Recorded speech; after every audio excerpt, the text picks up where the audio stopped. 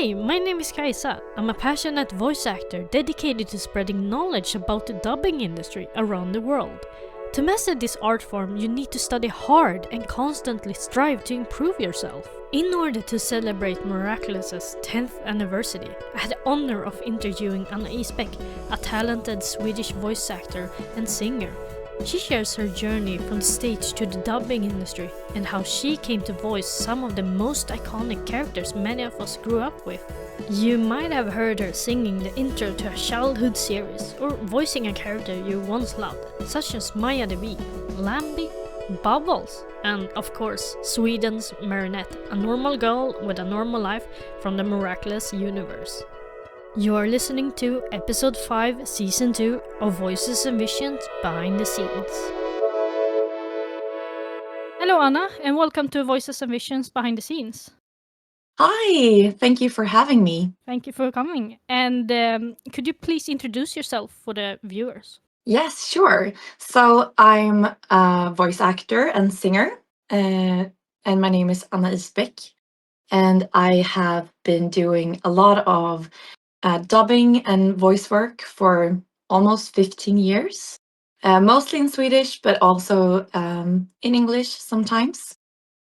So that's me, basically. I live here in Stockholm and I have 2 kids, which feels surreal because I still feel like a kid myself. But yeah. You should never grow up. No. And that's good with the work that I do, Yeah.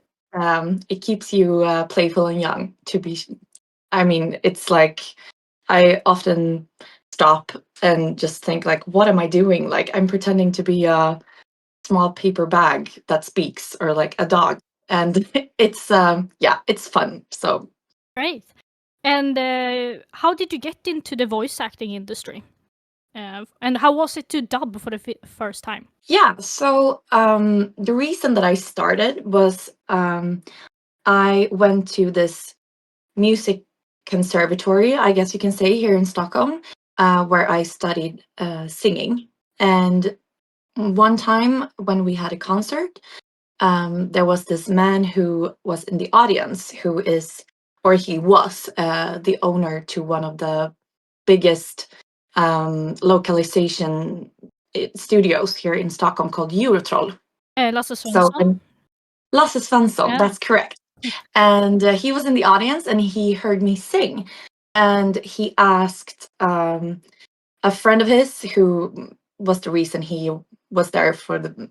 I mean, I think it was a relative that also played during the concert.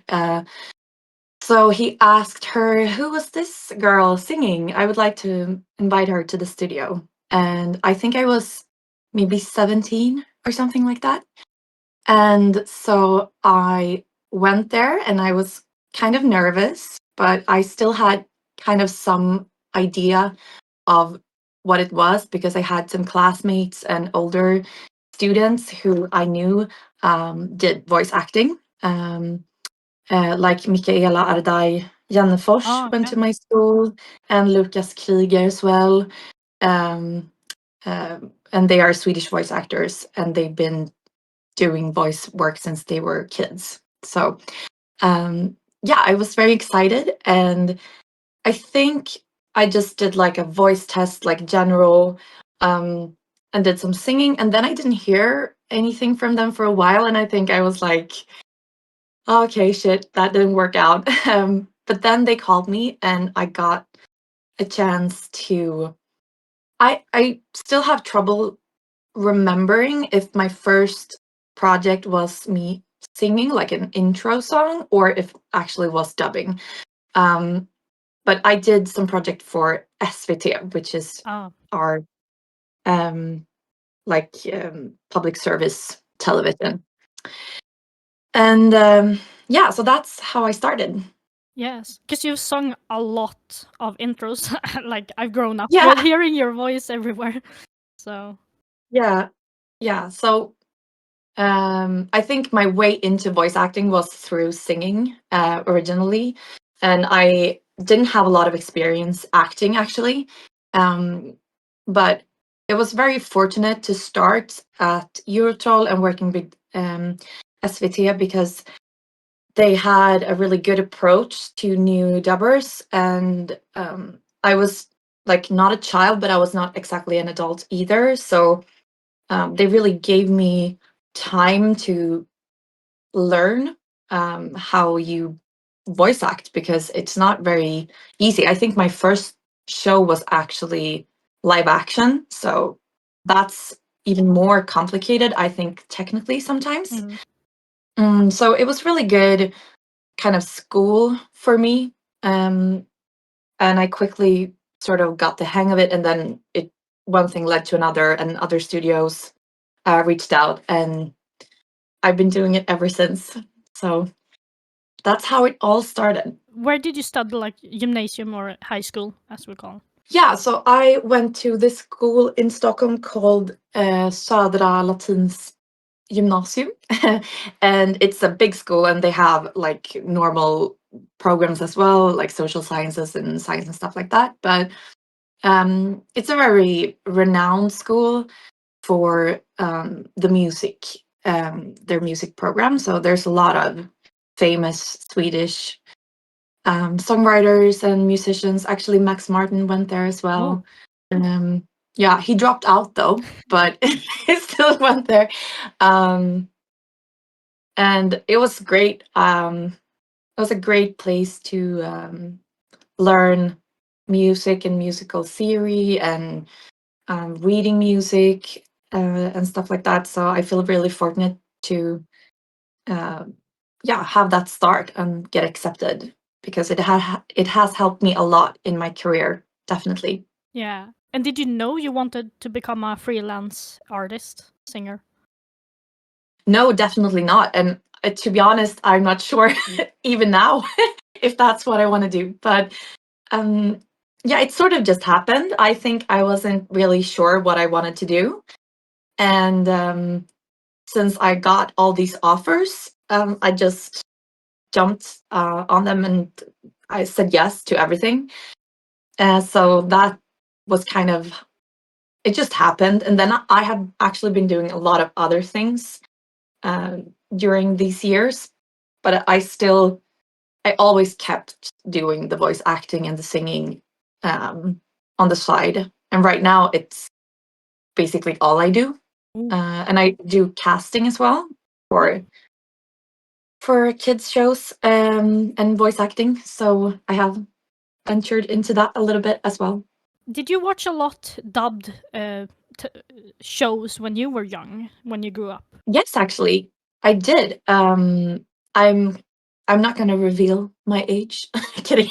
But back when I grew up, there wasn't a lot of streaming and stuff like that, so we only had like VHS tapes. And I watched a lot of Disney, like Aladdin, and I don't remember the name in English now, but the Notre Dame. I think it's Yeah, called Notre Dame. yeah, but it's called like Ringaren in Notre Dame in Swedish. It's like you all know it. And I watched them over and over. And actually, I also watched live action dubbed, especially Mary Poppins, which was like my go-to movie. And I didn't even like think about the fact that it was dubbed, I think, when I was a child. So I think that's a good compliment to the dub, for sure. Yeah. Because I think I started to realize it was dubbed pretty early, but that's because I'm a nerd. I was always looking at the lip syncing. I was like, is that correct? Yeah.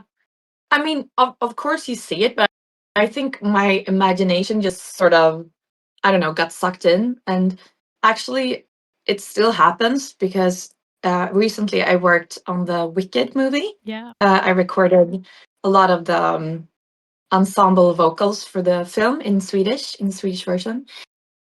And we got to see a screening of the Swedish version at the production company. And I forgot that it was dubbed after like 5 minutes. And I was just like completely sucked into it. And yeah, so it still happens. I think if the dub is great, you will forget, and your brain will kind of tune out the lip sync thing. at least for me. That's so true. And what is the most challenging aspect of in the music and the dubbing industry, would you say? I mean, I would say the biggest challenge is being just like a freelance worker. It is kind of a small industry also here in Sweden, because we only do voiceovers and dubbing for kids stuff, basically.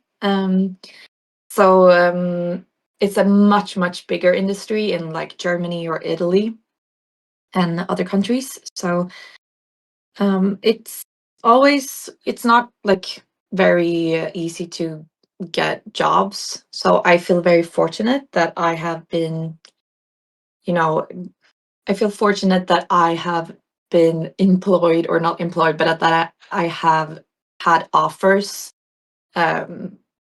basically all the time since I started, which is incredible. And there's a lot of very talented people who struggle. And I have also struggled from time to time. So that, I think, is definitely the most challenging. But then more technically, I would say just to always deliver, even though maybe the deadline is very tight and you have to do many hours. I'm not very good at dubbing a lot of hours in a row. I mean, some voice actors I know, they can like be in the studio for like 5-6 hours and just do it. And I get, yeah, like some people do that. They take breaks, obviously, but like still. And for me, it's like 3 hours is kind of my maximum, because my brain gets fried. And then I just like stare at a line and I'm like, I don't understand anything. So yeah, just keep your energy levels up. Just always be professional, even though sometimes you're working with not complete material. Sometimes you don't even have, like when you work with movies for Disney and stuff like that, the movie is often not finished yet, and it's not animated completely yet. So sometimes you have to dub to material that is not even finished, and that can be challenging, but you just have to do your best in every situation. Yeah. How do you keep your voice in shape when you have to sing a lot in dubbing, for example? It can be quite demanding. So what are your tips too? Yeah, that's definitely true. It is demanding, and for me, I would say that actually the voice work, doing lines and speaking, is more damaging for my voice, especially doing like really high characters or raspy characters and stuff like that. It's worse for my voice than singing. But of course, singing is also challenging, and I usually don't do any singing before like noon because sometimes I have to, but I know that my voice naturally has like, it needs a couple of hours, or I need to wake up really early and just warm up a lot. So if I can, I will, do it in the afternoons. And also I would say just give your voice breaks. If you feel that the voice is not in great shape, if you can, try to maybe postpone a recording if it's possible. And if not, just be quiet the rest of the time. And also when you work with recording, you have the microphone, so you have a lot of room for using the microphone to help you. So if you feel like I don't really have this high belt note today, maybe I can sing a little bit softer and be closer to the microphone and maybe do overdubs and, make it work. So that's a privilege that we have in the studio that when you sing live, you don't necessarily have. Exactly. What is the most difficult with recording backup vocals or ensembles? Could you explain how it works as well? Yeah, so it's different. Different projects do different recordings, but usually when we do big like musical ensembles, like in Snow White I did recently, and or Wicked or Vaiana as well. We are usually like 4 people in the studio, and we have this microphone that will take up sound from all over the room, and we stand in like a little circle around it, and then we get the sheet music. And usually, since I love to be in control, and I also read sheet music, so usually I'm very like on that, and that's kind of my job a lot of the time, to have like a little keyboard and like play whatever we are going to sing. But for example, in Snow White, then maybe we have like 4 different harmonies that we are gonna sing, and then we will sing the first harmony. All of us will sing that harmony, and we will sing it maybe like 4 times, because it needs to sound like it's 20 people. Oh yeah. And we will switch up our voices a little bit each time to try to create this sound that it's not just 4 people, but a lot of different kind of voices. And then we do that with each harmony, and then we just keep going. So it's very demanding, but I would say it's the most fun that I have ever had in a dubbing studio, is to do these things, because you get to sing and work with your colleagues and interact with them, and that's so fun. So, and the only thing that's sometimes challenging is that if someone says something wrong, or says the wrong lyrics, or hits the wrong note, you have to do it all over, because we only have one microphone, so we can't auto-tune anything, we can't edit anything, so everything needs to be like perfect each take. But I like to work that way, so I think it's fun. If you do like a regular maybe TV show or like an intro, and I do backup vocals for that, there's usually just me singing everything. A lot of the time there's not sheet music, even though we ask for it. There's very rarely sheet music, and sometimes we don't even have separated tracks. So you just have like everything mixed together, and so often I have to also like figure out what I'm supposed to do, like what harmonies are there, and how am I gonna record them, with help of the director and or like sound engineer. So it's a little bit different. It's interesting to know, because I'm always so impressed when I hear the Swedish ensembles. Like, oh my god, it sounds so good for just being Yeah. a few people, because I know there aren't a lot of people recording for the ensemble, like in the original. Yeah. No, that's actually I think sometimes you can hear sort of that the sound is more like, it's not as big and diverse.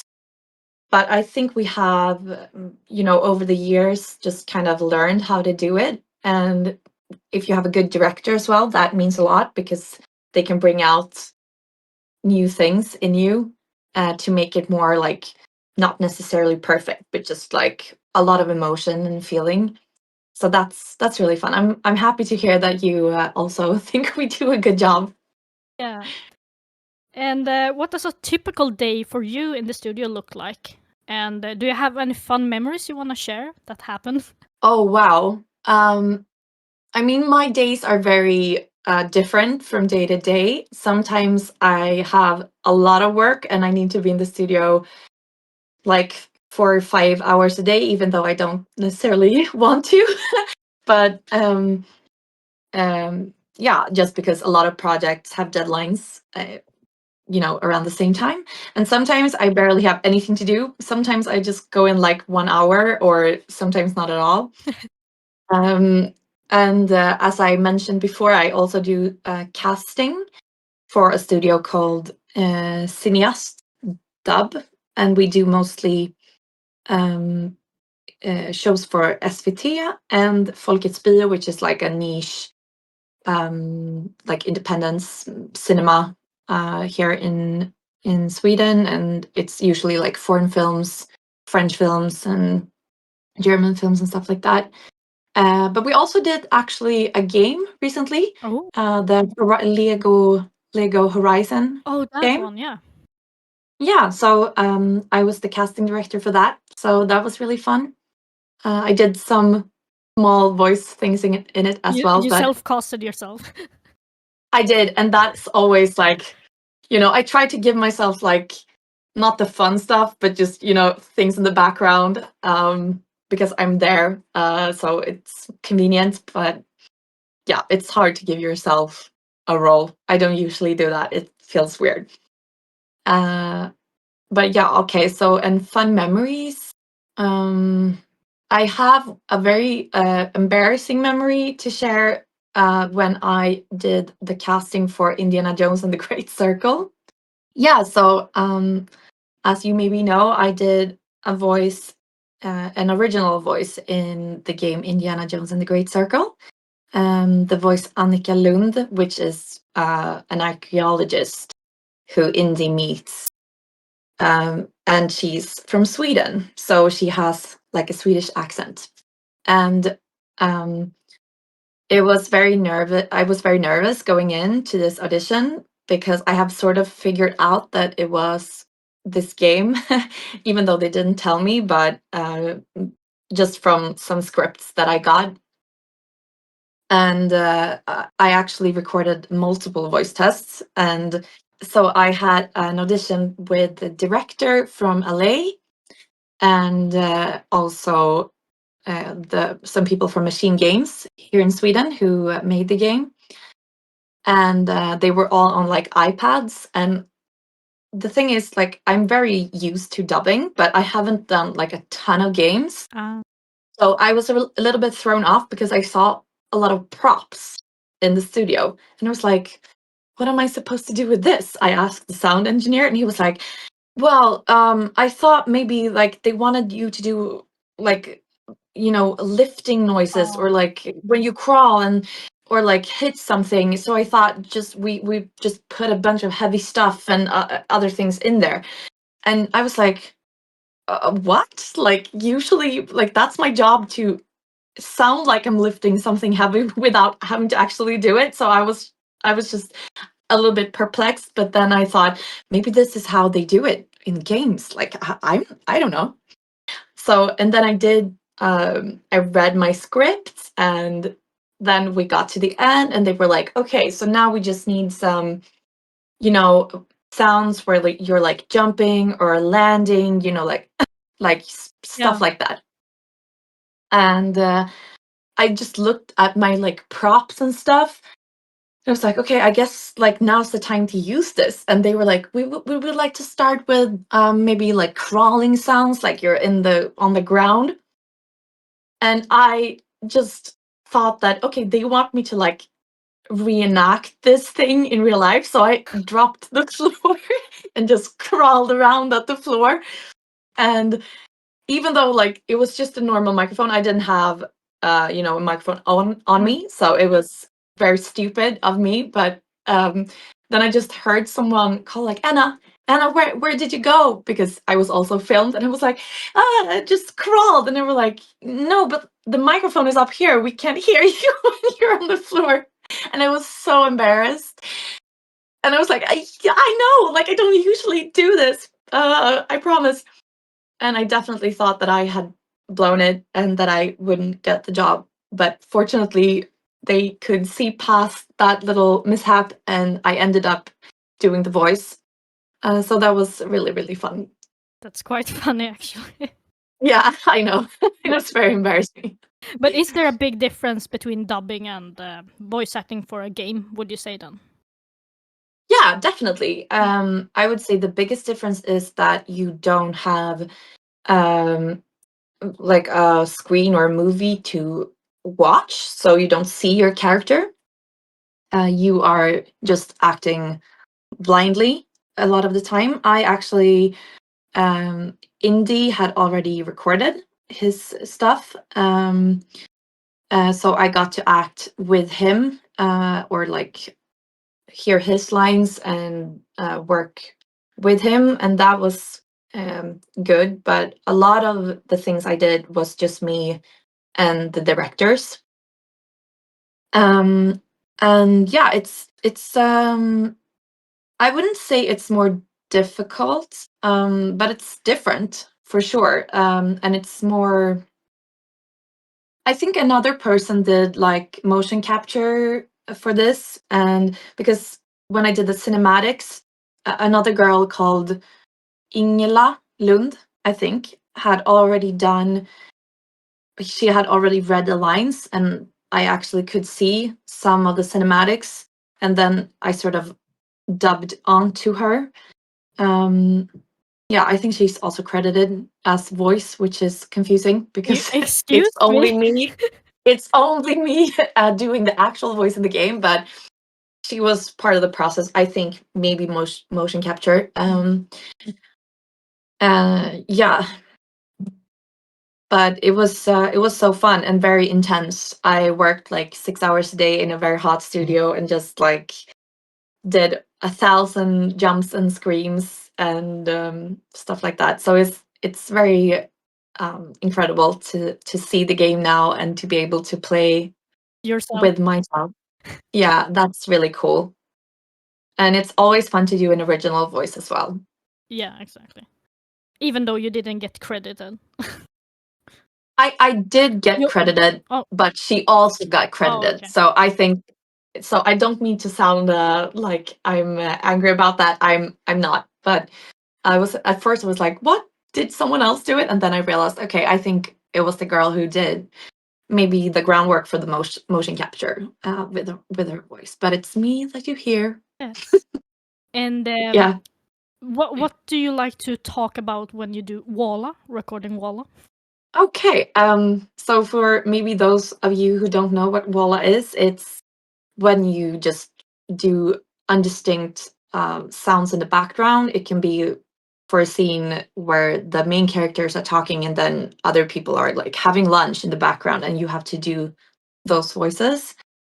I usually just try to pick a scene. I pick a character. Oftentimes I see someone and I pretend that I'm that character, and I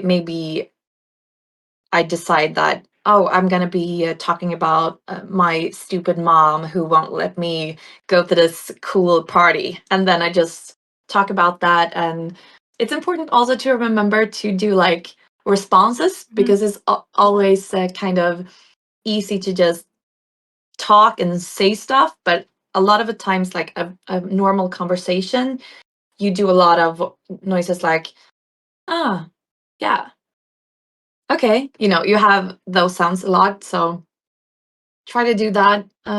Laughing, sighing, I don't know. But Walla can be difficult, especially if you're tired.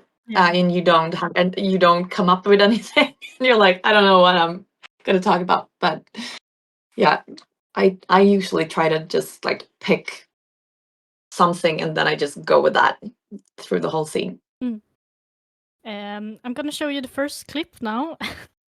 Ooh, exciting. Okay. Yes, and we all know we're gonna talk more about Miraculous later, but we all know that Marinette, she's very speedy and does a lot of cringe stuff in my opinion. But I don't know. Yes. It's cringe to record some scenes. Yeah. So I've been doing this show, Miraculous Ladybug, for so long. It feels like I was a completely different person when I started out, and I was, because I was very young. I was maybe like 23 or something, 24. But yeah, I think definitely sometimes it's cringe, and a lot of the times in the studio, I have been very like mad at her, and I've been like, oh, like you're so annoying, and this is like, just grow up, just like say something, or just you want to give her some courage. So definitely sometimes it's a bit cringe in the interactions between Adrian and Marinette, for sure. But also like, I'm so used to doing her, so I just feel like it's natural. I become that person sort of when I do it. but yeah, sometimes you feel frustrated for that girl. Yeah, season 6 is like watching a regression of her character, and I'm like, no, what Yes! did you do? Actually, I really agree. Me and one of our brilliant directors and engineers, Alicia, we actually said that that it feels like she's regressing. Like she's worse now than she was a couple of seasons ago. Like you thought she matured, and now it's like worse than ever. So I don't know why they're going with that, but yeah, it will be interesting to see what happens next. Yeah, so in this clip is from season 3, Pupeteer 2. Okay. You've been recording so many episodes, but yeah. You will maybe recognize this, because this is a meme, sort of, in the Miraculous community. Oh. Yeah. Cool. Jag är supercool! Jag är det är bara en staty. Tänk att jag inte såg den tidigare. Wow, den är så verklig. Vaxet är nästan lika varmt som huden. Den doftar till och med precis som han.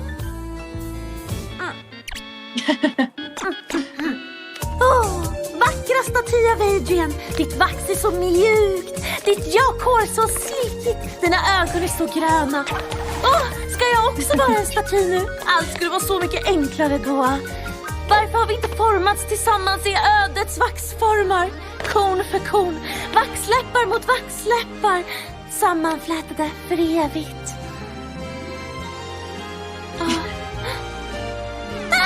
Evighet låter väldigt länge. Yeah. Okay. Yeah. I definitely remember this because it was very cringe, and I felt so sorry for her.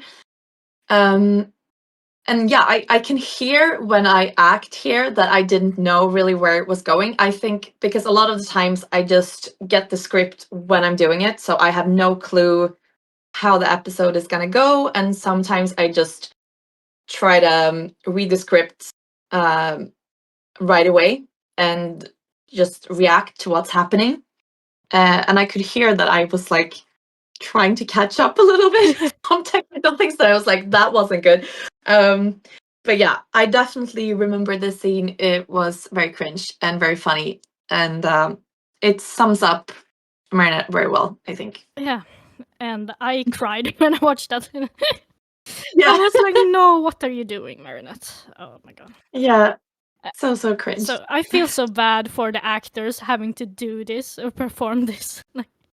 I think there has definitely been worse stuff though. Yeah. I feel like, but I'm not sure. But this was definitely up there. I think in that episode as well, if I could, be wrong, but I think they actually get to know who they are. Like they get to know who Adrian is, and that they're Adrian and Marinette are Ladybug and Cat Noir. And not in this I think. episode. Are you sure? Yeah. I just had like a memory that, and then it like something happens and they forget everything again. It's probably you're thinking about Ephemeral. It's season 4, episode 22, I think. I'm sure you have a lot of you are so much better than me. Everything just blends together. But I remember that happened one time, and I was like, yes, finally, we will get this to the next level. And then just like, No, they do shoot. this time reverse all the time, and you will see that even in season 6, which I'm so mad about. But yeah. Yeah. No identity reveal. But though in the movie, they did that in the... Yes, for sure. Yeah.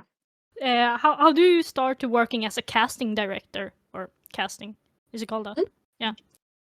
Yeah, casting director. Yeah, it was actually a friend of mine who is called Michaela Tidemark Nelson, who is a brilliant voice actor and singer as well, and translator also. She had recommended me to the head of the studio, and he just called me and asked me if I wanted to start doing some projects and see, if it was a good fit, and I feel like it was. So I'm doing that now for them, and it's so fun. And one of my favorite things is looking for new kids I love casting kids, and we need a lot of kids Yeah. because there's a lot of children's roles. And I have also directed some, and I do a lot of like direction for singing with the children, and I love that so much. Yes. And what is the most challenging to find the right voice? The Swedish voice. Yeah, it can be really challenging. You have to have many, there's a lot of different things you have to consider. You have the client who maybe have their own views and wishes, and then you have to, it has to be like, you have to keep your budget from the studio. So you need to have a cast that can deliver in a good tempo, but it still has to be very good. And I think the most challenging thing is getting a cast that works well together, because sometimes you feel like, oh, this voice is great, but then next to this character they don't really have a chemistry, or you hear when you listen to it, you're like, no, they don't sound the same age, or this doesn't sound like her mom, like it doesn't really fit. So I would say that one is the most challenging. um, but you always have to think about having a solid main cast, and then the rest of the cast has to be very, very strong dubbers, because they have to be able to do multiple roles a lot of the time. So I'm very happy that we have so many great professional dubbers and voice actors in Sweden who really are so diverse and can make, do a lot of voices and save me and our budget. And they can like speak to themselves and no one knows and stuff like that. So yeah, it's a challenge, but it's very fun. I think, do you pitch your voice when you dub? Because I believe it's a bit higher register than when you speak normally. It really depends on the character. Okay. So for example, Marinette, I for sure I just put her higher. I'm like, "Hey, Adrian," like I'm up there. We don't do any artificial pitch at all. And also, I'm Susie Sheep or Lena Lam in Peppa Pig, and I'm super high when I do her. And the same with Bubbles in the Powerpuff Girls, Oh yeah. which I also do, and she's super, super high, maybe too high. When I listen back to it, I'm like, I can barely hear what I'm saying because I'm like, up there. So it depends. Sometimes you're more like gravelly and you're here, or you are very old, or it depends. But my normal speaking voice, I use that as well. In if I play someone who maybe is in her 30s and a mother, and then I'm more. I did a movie called Förtrollningen. It was in Swedish. It's a Netflix show. Enchanted, I think.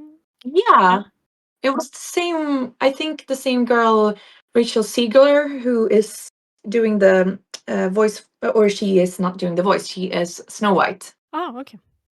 I think her name is that. That movie. That Yeah, was she also do the voice to the main character in this movie, and I played a character originally voiced by Nicole Kidman, who is quite a lot older than me. And I would say in that movie, I sound a lot like myself, I would say. Maybe even a little bit more mature, but kind of somewhere here. Oh, so it was you? Because I was like, is that you or someone else? Because sometimes you No, don't no, that's credit me. very good. No, I know. No, that was me, and I did the singing as well. For that, it's a really great movie. Can recommend. And we already talked about Indiana Jones, but how did you get your role as Annika Lund? Or did you mention that? Yeah, I mentioned some of it in my embarrassing story. But yeah, so Machine Games, who is a studio here in Sweden that develop games, and they reached out to another company, a studio who are experts in voice acting called Red Pipe Studios. Mm. And they then reached out to me and asked me to record here at home, actually in this room, which is our kind of garage / studio, to record some lines. And I didn't know what it was for. And I recorded it. I knew it was for a game. And then I just sent that in and hoped for the best. And I got a call back. So I got to go into the studio and do another voice test with the director. Or maybe it wasn't the director right away. I don't remember. But I think I did it twice in the studio.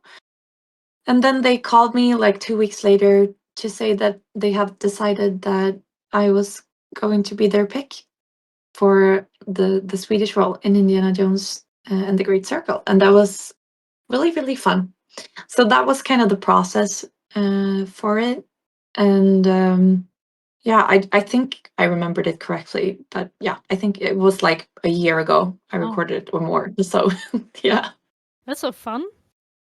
Yeah, I haven't it was really fun. I haven't tried the game, but I will eventually, hopefully. It's expensive to buy games nowadays. Like, Yeah, everyone says it's really fun. I'm not really a gamer. I have played some Hogwarts Legacy because Oh. I'm a Harry Potter nerd. oh, okay. But yeah, but I've seen other people play it, so I have heard my lines, or maybe not all of it, because I think it depends on how you play. Oh. You hear different things, but yeah, a lot of it. And what are your thoughts on that Swedish dubbing primarily focusing on younger audience? We don't dub usually, 16 plus shows. Would you like that we start doing that? Because you dubbed in Shadowhunters, I think. Yeah. And as well, The Witcher, we actually dubbed as well. I think season 1 and 2. It was I think some you kind only of dubbed experiment. season 1, right? Maybe season 1. Yeah. Yeah, and also there's a Netflix show now called Geek Girl, I think, which is also targeted to older kids and like young adults, that I also dubbed. I think my opinion is that I think it's good that we don't dub, because it develops young people's ability to speak English, I think, a lot. And I think that's very important and a strength for the Swedes, that we are very good generally at speaking English. Then, I mean, personally, of course, I like to, have work, and it's very, very fun to dub, adult shows. It's a completely different thing, and it's very, very fun to do, but I don't think there's an audience for it, and I don't think there's really a need for it. So I completely understand why we don't do it. But I think definitely that we, like we dubbed Wicked, for example. I think it's great because my kids, who are like, my oldest son is 6, and he loves the soundtrack, and he loves to, be able to see it and understand what's going on. So that sort of thing I think is great, but maybe not like dubbing The Witcher is kind of weird, I think, to do in Sweden. Yeah. How was it to dub Shadowhunters? Because you took over the role from Michaela Yeah. Swedemark. Yes, I did. I have been her like stand-in a lot of times, actually, because I'm quite good at sounding like her. I also took over her role as Lambie, maybe she's called, in Dr. McStuffins. Yeah. Yeah. I thought you were the original Swedish voice. No, it was Michaela first. Okay. For a couple of seasons, and then I did it. But we sound very alike, to be fair. Sometimes I'm even like unsure myself when I hear it. I'm like, is this me or her? But yeah, she got pregnant and had to be on maternal leave, so I took over the role in Shadowhunters for Isabel. I think her name was. Am I right? It was a very I long haven't time watched ago. that show that much, to be honest. No. I'm sorry if I offend any Shadowhunters fans, but that show was really, really fun to do. Definitely. A lot of like swear words and like, hot scenes and stuff like that you usually don't get to do. So it was very fun. Have you watched the show Hazbin Hotel from Amazon Prime? I don't think so, no. Okay, because I'm gonna show you a clip now from that. Because Okay. it would have been so fun to hear a Swedish version, though I don't think we would have had an audience really, because it's Broadway actors who's the original voices, and Okay. So, but I would like you to listen to some of the scenes here and think about who would you cast Swedish. Oh. Yeah. That's so fun. What a fun challenge. Oh, I'm ready. First time she's called you in years.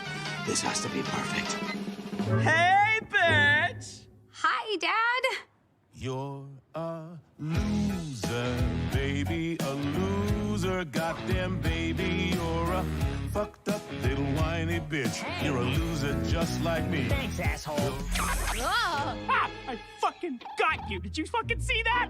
Good shit. There's a project I've been working on that I really want to talk to you about. Hey, slow down. We got time. How about we get to know each other a little? How about some lunch? You hungry? I got you. Here's my personal favorite. You'll love it. Thanks. I got you again, bitch! Fucking hilarious! It sounds amazing. Yes. I have to watch that show for sure. Oh, that's so difficult. I mean, was there 3 guys? 3 Or guys, just- or sort of 4, and then Yeah. 1 girl, yeah. So I would say like the first guy who spoke, I would probably try a guy called Victor Segel. And he has been a dubber for a long time. But he's also like psychologist now and has a grown-up real job. So but yeah, he's been in a lot of different movies. And he's really, really good. I did a show called Maya and the Three Oh yeah, that one. in Netflix, for Netflix, where I was Maya, the main character, and he played my sort of love interest in that. It's a really, really good show. I love doing that. But yeah, you can hear him there. He's very good, and he sounds a bit like that. For the girl, who would I pick? Maybe like Matilda Smedius, maybe, or I'm sure like Dominic Yeah. Olsson Wiklund would also do a great job, even though they are in everything. They are. Yeah, I would put someone around that age, I would say. Yeah, you put me on the spot because it's hard to just throw something out there. And that's okay. And then I would probably use like Anton Olofsson Räder in something because he's so versatile and he can really play around with his voice. I really like Joachim Tidemark as well. I think he's really good. Maybe I would, they're around the right age, sort of. That's just like the first names that pop up in my head, and those are obviously very well known and established voice actors. So maybe the client would be like, we need someone new, and then I would have to think and do some research. And everyone has to know how to sing because this is a musical. That's serious. Oh Yeah, Broadway actors. Okay. Then I would probably use like maybe Lucas Krieger, and I would probably use. There's this really, really great singer who played Fiyero in the Swedish version of Wicked, and he plays in Dear Evan Hansen now, the Swedish one. I can't remember his name, right now. I have to Google him. Dear Evan Hansen. I think maybe he's Norwegian though, but Okay. I think he's also Swedish Oh. because his Swedish was completely perfect in Wicked. Oh, but maybe he's just like that talented. I don't know. I think okay, I can't find him, but you can look him up. He's an incredible singer, so he would do a great job. And maybe like Adam Portnoff, who Yeah. plays Cat Noir as well, and he plays Bach in Wicked. He's great. Love working with him, so maybe him. Yes. And now we go on to Miraculous. Okay. Yes, Miraculous is actually celebrating 10th anniversary. It's crazy. What Yeah.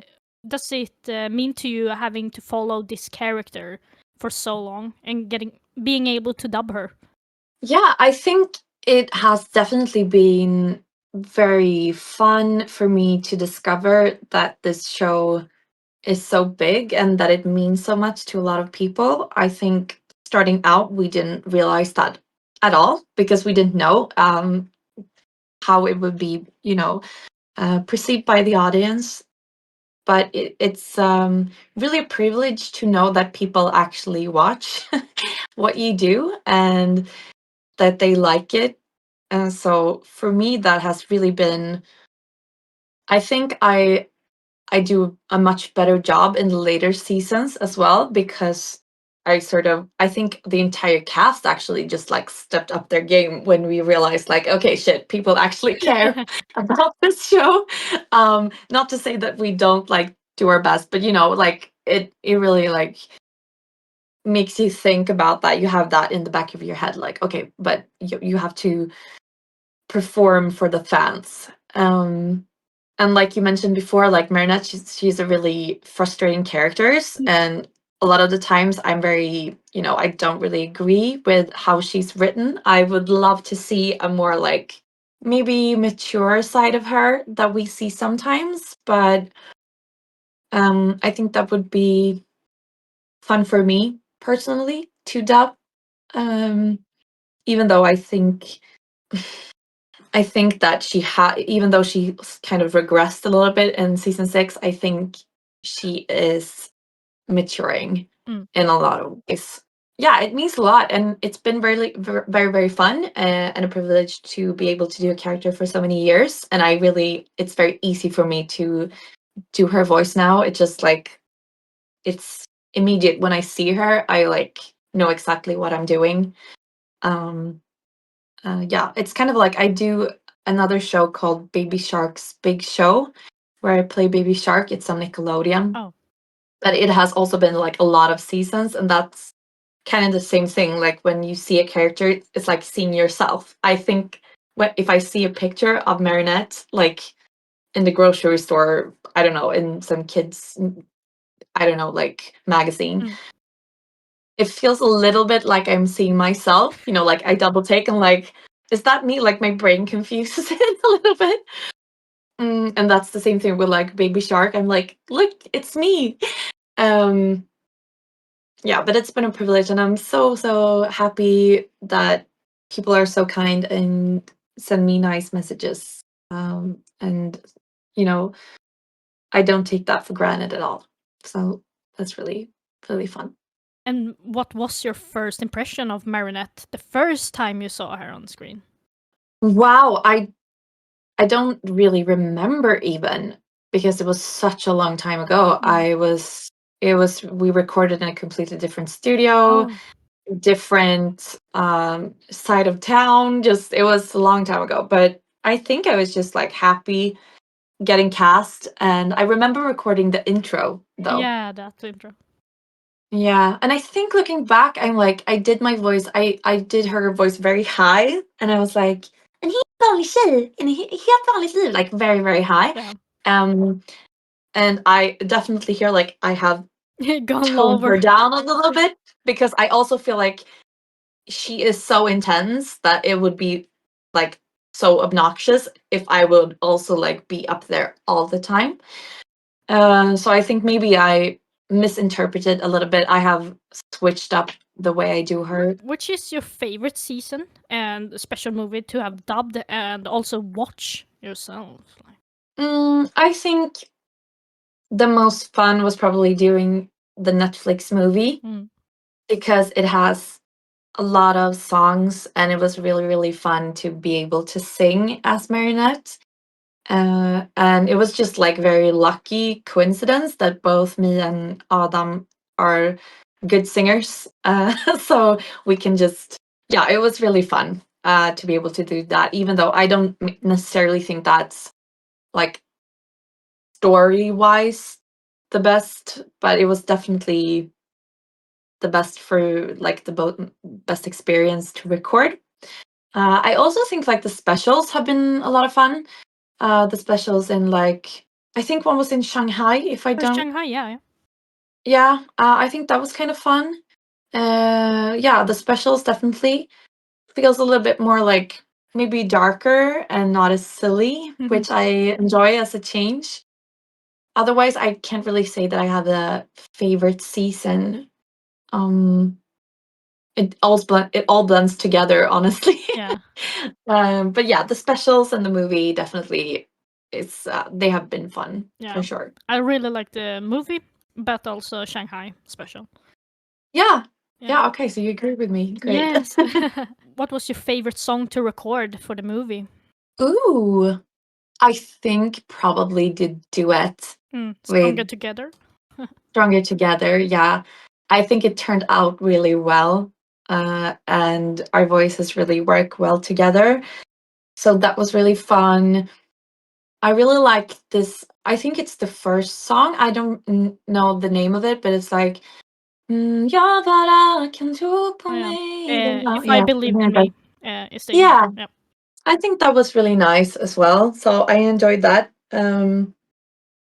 But yeah, I enjoyed all the recordings.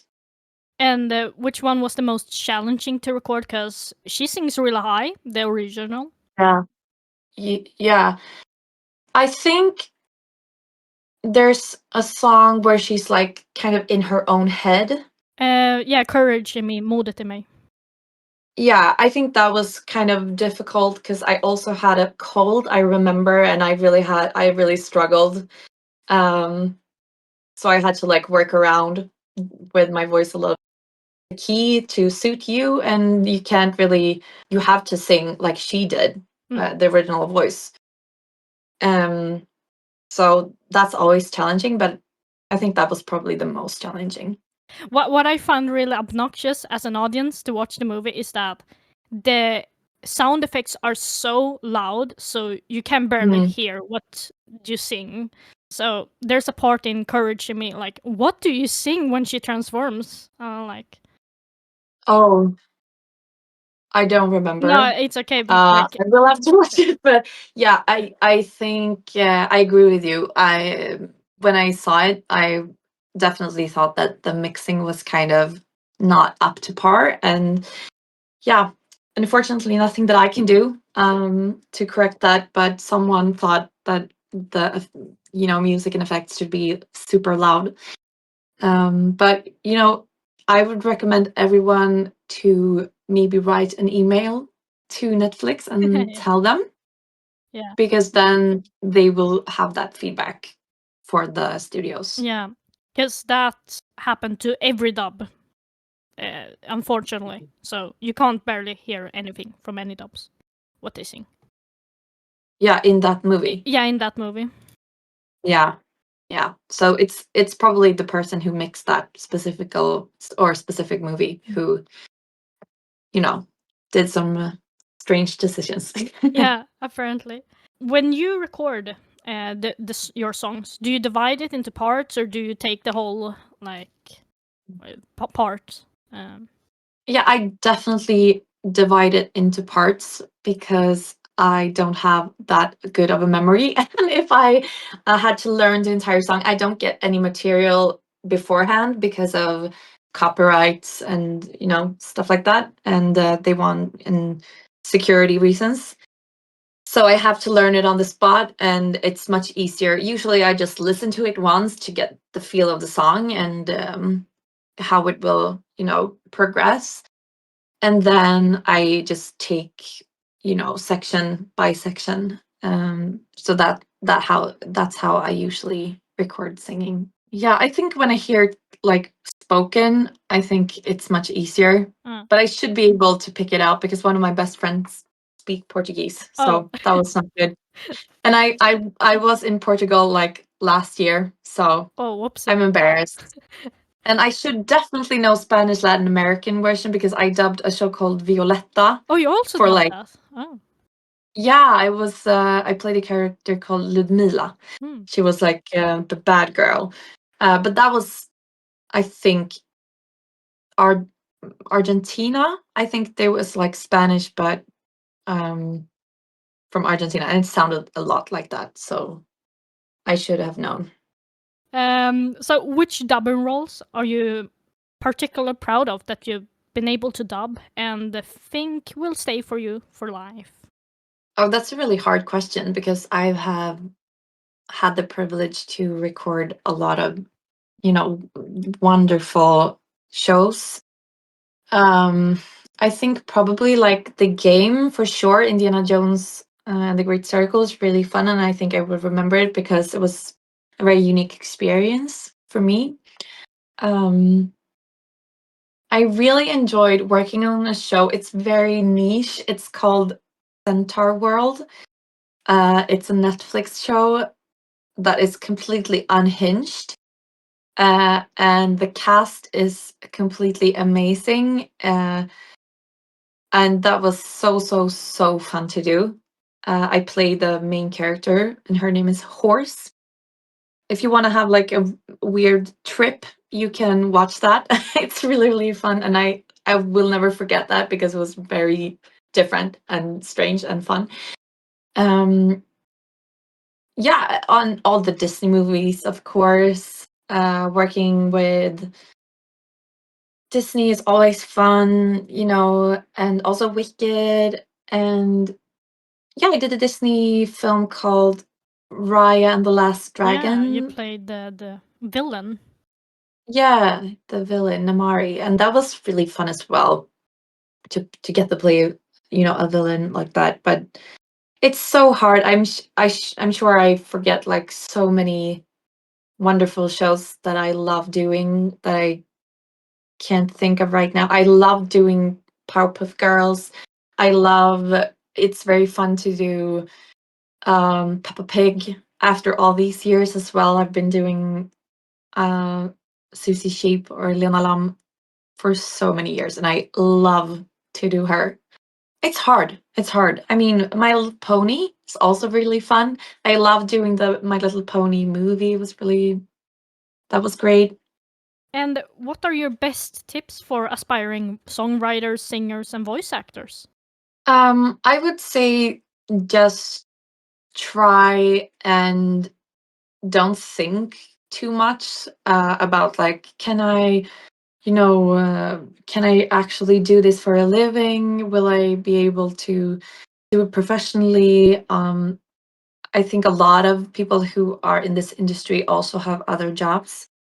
So it's not a failure if you are not able to do it full time. You can still try and reach out to studios and record and just play with it. I mean, there's this guy called Christian Hedlund who had a podcast called Röstskådespelarna, or the voice actors in Swedish. And I remember when he started out dubbing, it was he had never done it before, and he just really wanted to, and just he was very persistent, and he had the talent, and it paid off. So just keep at it, and if you have a talent, cultivate it. Like, I think it's very good to know musical theory. That really has helped me a lot, and I think a reason that I have a lot of work is that I can, have that specific skill, and it makes me stand out. So find something. It doesn't have to be that, but something else that makes you stand out. Maybe you're really good at doing super high voices, or you're great at like doing dark villains or something. Find what makes you special. Are there Any last words you want to say to your fans or Miraculous fans? Anything? I don't know. Just that I'm very happy to have a lot of support, and it feels surreal to know that people sort of have grown up with my voice. When you record, you don't really think about that it will actually be, out there in the world for people to hear. And I'm just so thankful for all the kind words, and I hope that I will be able to provide you with more fun voices, and I promise to try to make Marinette, to do her in the best of my ability and just to do her justice. I don't know what to say. I feel a lot of pressure now when I record her because I know like people will listen to it and judge. But I promise to do my very best. Yeah. Thank you, Anna, so much for participating. It has been a pleasure. Thank you. Yeah, likewise. It was very, very fun. I hope that you got some sort of coherent thing from all my ramblings. Yeah. I'm good at talking, maybe you've noticed. That's good. I never shut up, which is, it's good for this job, but I hope it's not too, too much. You can edit out everything.